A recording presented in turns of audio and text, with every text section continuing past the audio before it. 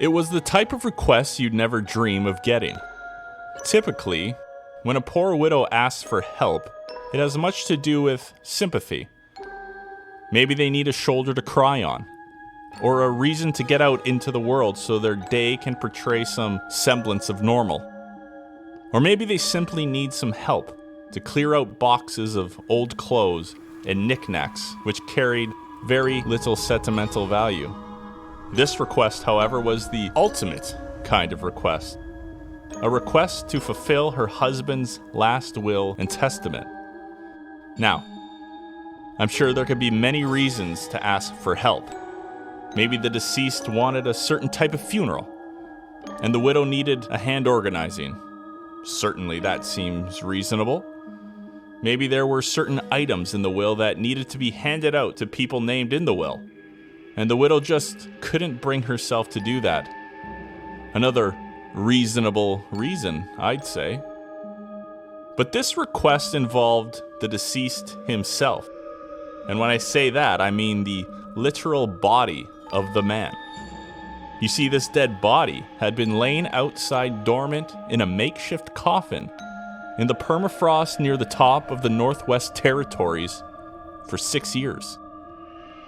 The dead man, Augustus, was worried after he became ill that if he died in such a remote place, he'd be forgotten, and demanded he be buried in a more civilized grave, knowing family or friends would never come and see him in such a cold, desolate, lonely environment. In the 6 years of trying, the widow had failed to find a man who would put his life on hold to satisfy Augustus's will. Roderick, knowing full well the hardships of this journey, for this place was so remote, the only access to and from was by dog sled, agreed.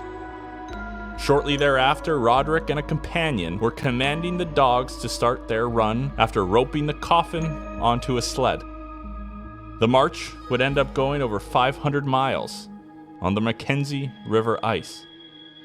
The journey, despite nose-freezing conditions, ran relatively smooth until one evening, camped under a small hill, away from the dogs and the stiff limbs of Augustus, Roderick heard a distinct command of Marche ricochet from the trees. Strange as it was, he prioritized staying warm next to the crackling of a well-made fire. Then, as clear as a rifle shot, he heard the word Marche again.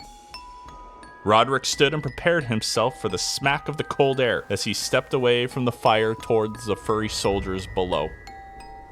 He needed not go very far, however, because the protectors of the coffin were already pulling it up a hill towards him.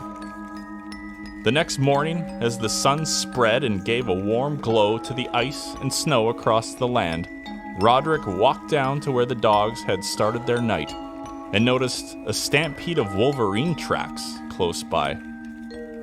Not long thereafter, Augustus Pierre's wishes were now as completed as he was, and his widow now had only visits to a grave to concern herself with when it came to matters of a marriage gone too soon.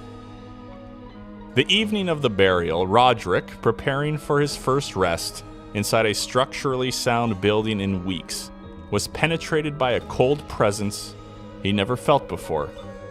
He flung his bed covers over himself as quickly as his nerves allowed, and laid silent as the cold trickled into warmth, like a spring lake water warming in the morning kettle. Mr. Roderick McFarlane ended up having himself quite a considerable life, a mainstay in the Hudson's Bay Company. He also played a huge role in contributing to Arctic ornithology. Perhaps birds were a wonderful distraction on that long journey across the Mackenzie River. Roderick believed Augustus had always been close by on his stiff trip to his grave, warning the dogs of the wolverines nearby to save himself from being scraps before buried, and possibly saying a thank you, as only the Mackenzie River ghost could.